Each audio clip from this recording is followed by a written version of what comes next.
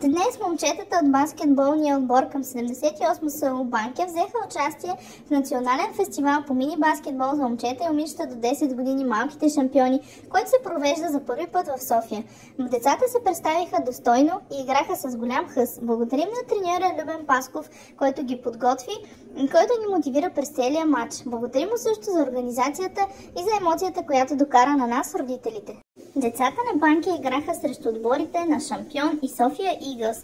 Представиха се много спортсменски, вкараха няколко коша и играха много отборно и сплотено. Беше удоволствие да ги гледа човек. Малките шампиони на терена.